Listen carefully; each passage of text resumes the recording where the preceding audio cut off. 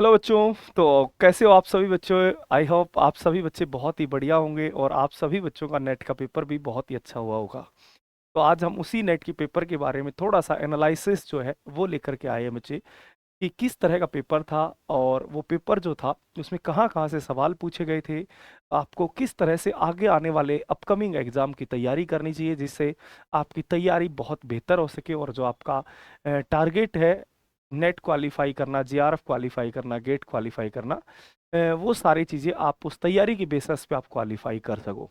तो आज का जो पेपर था वो, अगर हम पिछले 1-2 साल के पेपर की अगर हम बात करें नेट के, तो उससे थोड़ा सा इजियर टाइप था, थोड़ा सा इजी वे में था। अगर हम ओवरऑल हम बात करते हैं बच्चे, तो उसमें सबसे, अगर जैसा कि बच्चे बता रहे हैं, सबसे इजी जो पोर्शन आया था वो इनऑर्गेनिक का थोड़ा सा पोर्शन इजी बता रहे थे। इनऑर्गेनिक में ज़्यादातर जो सवाल थे वो सीधे सवाल थे। जैसे पहले रिएक्शंस में आपके सवाल पूछे जाते हैं कि चाहे वो हाइब्रिडाइजेशन से रिगार्डिंग हो, शेप से रिगार्डिंग हो, या कोऑर्डिनेशन की रिएक्शंस आ जाती थी, मेन ग्रुप की रिएक्शंस आ जाती थी। तो कई बहुत सारे थोड़ा डिफिकल्ट वे में पूछ लिया जाता था। एनएमआर के साथ भी जोड़ के पूछ लिया जाता है, चाहे वो इटर एनएमआर के साथ जोड़ के पूछा जाए, चाहे मॉसबोर के साथ जोड़ के पूछा जाए। बाइन ऑर्गेनिक के भी सवाल कुछ कुछ बहुत टफ दे दिए जाते थे, स्टेटमेंट बेस वाले सवाल, जो काफ़ी किसी को बिल्कुल जो याद कर रखा है, आप कभी पढ़ा है तो ही आप आंसर इस तरह की कर पाओगे। बट इस बार का जो पेपर है इनऑर्गेनिक का, वो थोड़ा सा इजियर वे में था। चाहे किसी भी टॉपिक से आप सवाल उठा के देखेंगे तो वो थोड़ा सा इजी, जैसा बच्चे बता रहे हैं कि सीधे सीधे सवाल थे, चाहे वो किसी भी टॉपिक से लेकर के चल रहे हों। बाय इनऑर्गेनिक से भी सीधे सीधे सवाल पूछे गए थे। नोट्स से ही आप कह सकते हो बिल्कुल सीधे सवाल आए थे। कोऑर्डिनेशन से भी इस बार कोई बहुत घुमा के नहीं पूछे गए थे। और ये भी देखा गया कि पहले जहाँ सवाल नहीं आते थे, कोई 1-2 सवाल ऐसे भी पूछे गए थे, बिल्कुल अगर आप लास्ट के 5 साल के भी देखोगे, 3 साल के भी देखोगे, तो उनमें बिल्कुल जहाँ से सवाल पूछता ही नहीं था एनटीए, वहाँ से आपको सवाल देखने को मिले हैं कुछ कुछ सवाल, जैसे बच्चे बता रहे हैं। तो इनऑर्गेनिक का भी हम कह सकते हैं सीधे सीधे सवाल पूछे, केमिकल बॉन्डिंग से आपका, हाइब्रिडाइजेशन से रिगार्डिंग सीधे सीधे सवाल, ज्योमेट्री, शेप, ये सवाल जो बिल्कुल हर बच्चे को पता रहता है वो सवाल भी पूछे गए बता रहे हैं, है ना। मॉसबोर से भी आयरन वाला एक फेमस एग्जांपल है, वो सीधा सवाल बता रहे हैं, पूछा गया है। मॉसबोर स्पेक्ट्रोस्कोपी से भी, बैक बॉन्डिंग से रिगार्डिंग भी जोड़ के पूछा गया है। एब्लोक से भी सवाल आपके पास आए हैं, ओएमसी से भी आए हैं, चाहे वो क्लोजोनिडो की तरफ से हो, चाहे अदर टॉपिक से हो, चाहे मेटल मेटल बॉन्ड्स की तरफ से हो। तो ऐसे सवाल बहुत पूछे गए हैं और उनमें आप, मैं समझता हूँ कि आप उन सवालों को बहुत आसानी से कर लिया होगा, क्योंकि कुछ कुछ सवाल आप कह सकते हो, ज़्यादातर सवाल बहुत इजी थे। और कुछ कुछ सवाल देखो, अगर नेट का एग्जाम दे रहे हो तो बच्चे कुछ सवाल तो टफ मिलेंगे ही। हम ऐसा नहीं कह सकते कि भाई सारे सवाल बहुत इजी थे। तो उसमें पर इनऑर्गेनिक, ऑर्गेनिक और फिजिकल के कंपैरिजन में हम ये कह सकते हैं कि इनऑर्गेनिक का पार्ट जो था वो थोड़ा इजी था। अगर हम बात करें बच्चे ऑर्गेनिक केमिस्ट्री की, तो ऑर्गेनिक केमिस्ट्री में भी आप ये कह सकते हो इनऑर्गेनिक से थोड़ा सा टफ साइड में था।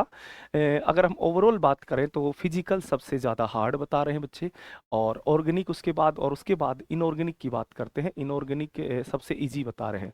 तो अगर ऑर्गेनिक में भी अगर आप देखे होंगे तो बच्चे, सबसे पहले तो कई सारे बच्चों के मन में भी रहता है कि ऑर्गेनिक जो होता है वो हर टॉपिक मिक्स रहता है, हर टॉपिक एक दूसरे के साथ कनेक्टेड रहता है, जिसकी वजह से सवाल सोल्व करना बहुत ज़्यादा डिफिकल्ट हो जाता है बच्चों के लिए। क्योंकि कुछ बच्चों बच्चे ऐसे के रहते हैं कि कुछ सिलेक्टिव टॉपिक पढ़ के जाते हैं, और ऑर्गेनिक में वो चीज़ें चलती नहीं है कि पूरा सिलेक्टिव टॉपिक पढ़ के चले जाएं, क्योंकि वहाँ पे ऑर्गेनिक के अंदर या तो पूरा ही आप सही कर, मतलब पूरा ही पढ़ना पड़ेगा आपको अगर अच्छे नंबर लेके आने हैं तो ये हम ऑर्गेनिक के पॉइंट ऑफ व्यू ये कह सकते हैं कि जिन बच्चों ने ऑर्गेनिक अच्छे से पढ़ गई थी उनको बहुत ज़्यादा दिक्कत नहीं हुई होगी। चाहे जैसे जीओसी सवाल, सीधा सीधा हमेशा जीओसी सबसे इंपॉर्टेंट सवाल बनता है एसिड बेस केमिस्ट्री से और एरोमेटिसिटी से।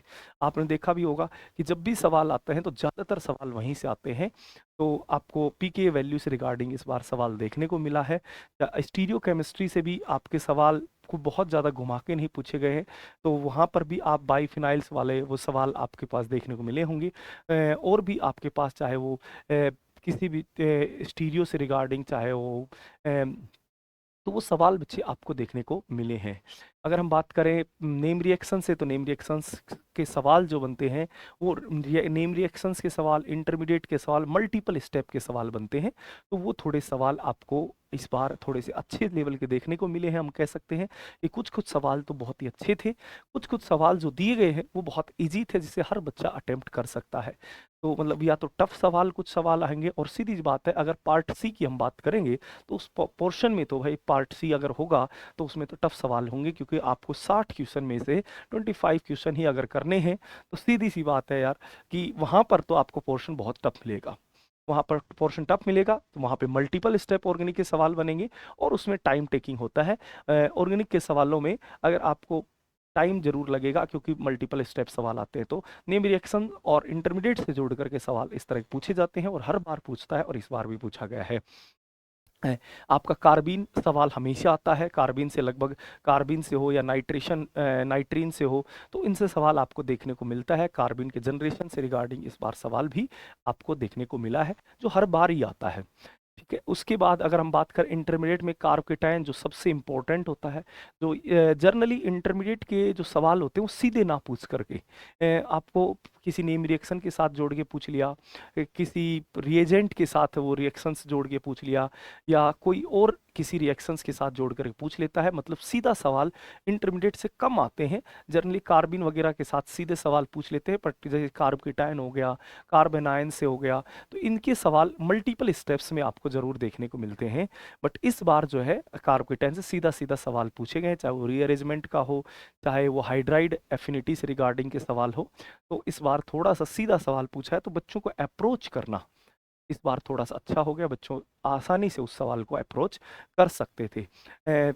एनएमआर से रिगार्डिंग भी बच्चों के लिए ये रहता है कि एनएमआर किसी के साथ कनेक्टेड नहीं रहता है, तो बच्चे अक्सर इस टॉपिक को एक तरह से पढ़ के जाते हैं, एक तरह से फेवरेट भी मानते हैं। तो यहाँ पर आप अच्छे नंबर बनाए होंगे क्योंकि यहाँ पे एनएमआर को बहुत ज़्यादा घुमा के नहीं पूछा गया है, बता रहे हैं जहाँ तक मुझे बच्चों ने इन्फॉर्मेशन दी है। तो ये सवाल आप ऑर्गेनिक केमिस्ट्री में हम ये कह सकते हैं इनऑर्गेनिक के कंपैरिजन में थोड़ा सा डिफिकल्ट वे में था।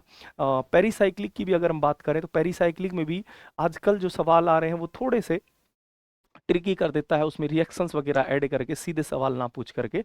पर इस बार बहुत सिंपल डी सेल्डर से हो गया ना, रेट्रो डी सेल्डर का हो गया या सिग्माट्रोपिक रिएक्शन से हो गया, तो इनसे सवाल आए हैं। और एनएमआर और पेरीसाइक्लिक दो ऐसे टॉपिक है जो ऑर्गेनिक केमिस्ट्री बहुत कम कनेक्टेड रहते हैं। तो अगर आप किसी बच्चे का वीक भी रहता है ऑर्गेनिक केमिस्ट्री तो इन दो टॉपिक्स को आप बहुत अच्छे से अप्रोच कर सकते हो, मतलब स्पेक्ट्रोस्कोपी, ऑर्गेनिक स्पेक्ट्रोस्कोपी और पेरीसाइक्लिक को अच्छे से अप्रोच करके आप इन दोनों में अच्छा वेटेज रहता है, नेट हो चाहे गेट हो उसमें अच्छा वेटेज रहता है, तो उसको अच्छे से कवर कर सकते हो बच्चे। हाँ, पेपर की बात करेंगे तो वो मैं कहूँगा कि भाई यहाँ पे मॉडरेट लेवल का पेपर जरूर आया था, क्योंकि कुछ कुछ सवाल मैं यहाँ पे कह सकते हैं कि बिल्कुल इजी थे जो हर बच्चे अप्रोच कर रहा था, पर कुछ सवाल जो है अच्छे थे। वो सवाल जो है वो जो बच्चे की ऑर्गेनिक अच्छी थी वही बच्चा बना करके आया होगा, कुछ कुछ सवाल लोग तो बहुत ही अच्छे थे ना। रिएजेंट की अगर हम बात करेंगे तो यहाँ पर रिएजेंट में हमेशा सवाल आते हैं, इंडिविजुअल भी सवाल आता है, रिएजेंट बहुत इंपॉर्टेंट टॉपिक रह जाता है रिएजेंट का। इंडिविजुअल सवाल भी देखने को मिलता है, नेम रिएक्शन के साथ कनेक्ट होकर के पूछता है, रिएक्शन मैकेनिज्म के साथ जोड़ के पूछ लेता है ना। इंटरमीडिएट की रिएक्शंस के साथ रिएजेंट को पूछ लिया जाता है, पेरीसाइक्लिक के साथ रिएजेंट को पूछ लिया जाता है, मतलब reagent all our chemistry organic chemistry में चलता है। रिएजेंट से तो मल्टीपल सवाल आपको देखने को मिले हैं और वो हमेशा मिलते भी हैं। तो जैसा जो पैटर्न है कि पहले भी रिएजेंट से भर भर के सवाल आते थे और आज भी सवाल आपको उतने ही देखने को मिलेंगे।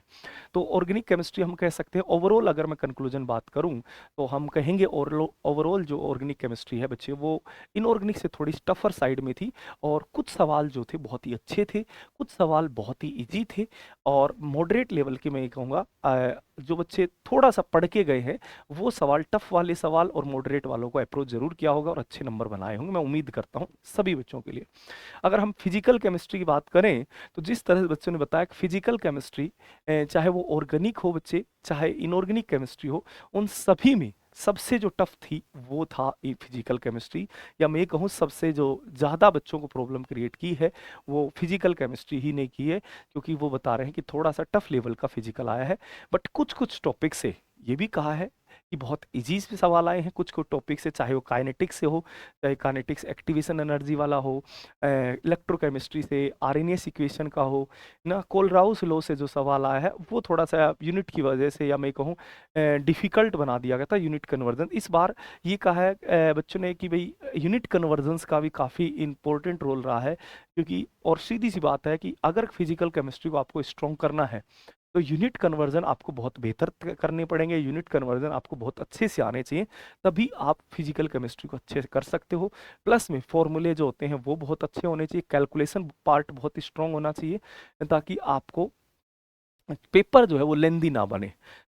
वैसे आप सभी बच्चे मैं मानता हूं कि भाई यूनिट कन्वर्जन में अच्छे हों और अच्छे से अप्रोच करके आए होंगे, यूनिट कन्वर्जन में ज़्यादा प्रॉब्लम नहीं हुई होगी। बट कुछ टू कुछ फिजिकल केमिस्ट्री में टॉपिक जो है वो जहां मेजर पोर्शन आता था वहां से कम सवाल देखने को मिले हैं। जैसे फिजिकल स्पेक्ट्रा से भी रिगार्डिंग आपको कुछ कुछ सवाल कम जो नॉर्मली आते हैं सवाल, उनसे कम सवाल देखने को मिले हैं। तो ओवरऑल फिजिकल केमिस्ट्री हम कह सकते हैं अच्छा रहा है।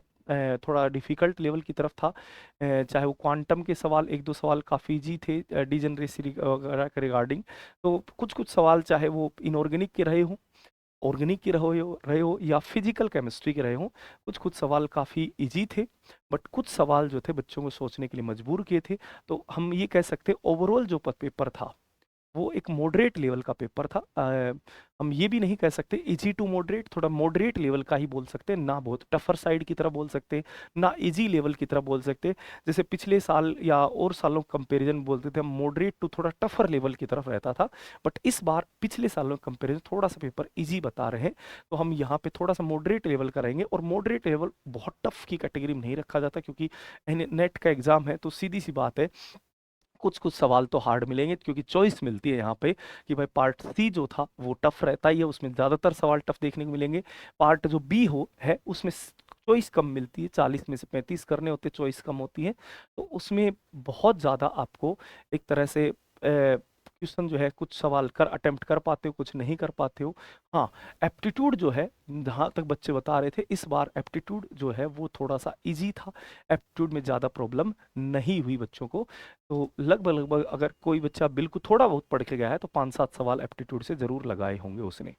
ठीक है, तो अगर ओवरऑल हम बात करें तो पेपर मॉडरेट था, उसमें फिजिकल केमिस्ट्री थोड़ी सी टफ लेवल की थी, ऑर्गेनिक था फिर, और इनऑर्गेनिक केमिस्ट्री जो था वो थोड़ा इजी लेवल में था, जहाँ से सवाल नॉर्मली बनते हैं वहाँ से ना बन के इस बार थोड़ा सा इजी पैटर्न पे रखा गया है।